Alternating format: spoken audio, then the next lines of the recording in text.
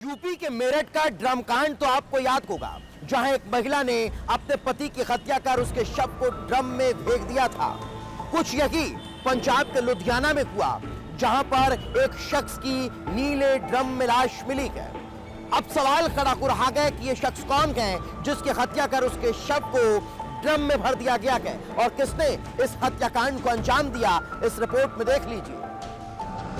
तारीख 25 जून, जगह लुधियाना पंजाब, वारदात नीली ड्रम में लाश।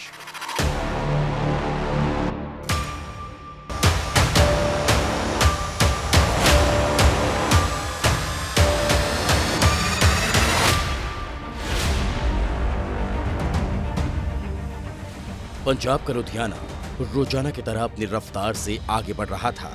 लोग रोजमर्रा के कामों में जुटे थे। किसी को अंदाजा नहीं था कि यहाँ के शेरपुर इलाके मेरठ जैसा कांड सामने आने वाला है। नीले ड्रम से पूरे शहर में सनसनी फैलने वाली है, क्योंकि इस नीले ड्रम के अंदर मौजूद थी एक लाश, जिसे किसी ने खाली प्लॉट में ठिकाने लगाया था। पुलिस को सूचना मिलती है, एक नीला ड्रम संदिग्ध हालत में पड़ा मिला। पुलिस मौके पर पहुंचती है और जब ड्रम को खोला जाता है तो हैरान रह जाती है। ये ड्रम ताबूत की तरह इस्तेमाल किया गया था। इसके अंदर एक लाश थी जिसे ठूस ठूस कर भरा गया था। लाश को पॉलिथीन से कवर किया गया था। उसके हाथ और पैरों को बांधा गया था। शव की हालत देखकर पुलिस को अंदाजा लगाना मुश्किल नहीं था कि किस क्रूरता के साथ हत्या की गई होगी।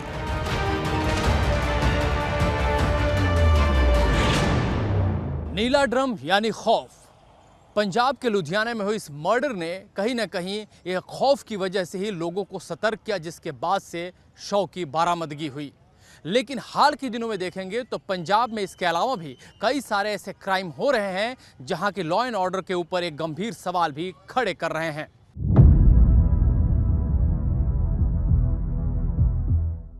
पुलिस हैरान थी। सवाल यही था कि आखिर ये लाश किसकी है, आखिर किसने इसे मौत के घाट उतारा है, लाश को यहाँ तक कौन लाया है। कई सवाल जहन में घूम रहे थे।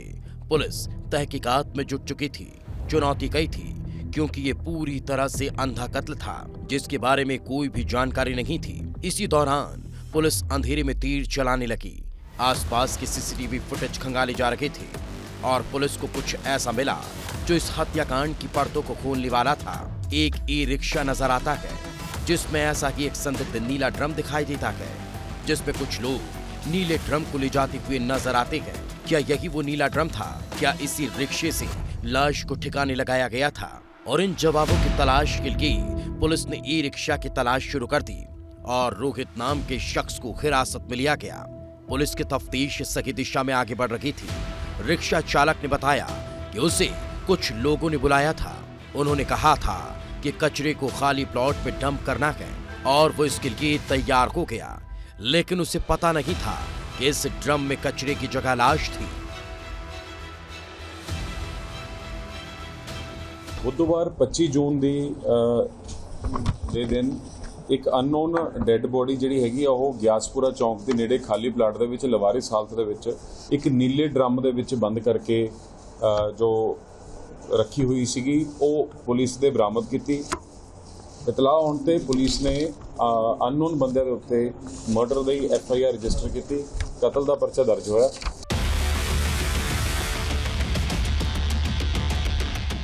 अब सवाल उठ रहा था कि आखिर वो कौन थे जिन्होंने लाश को ठिकाने लगाया।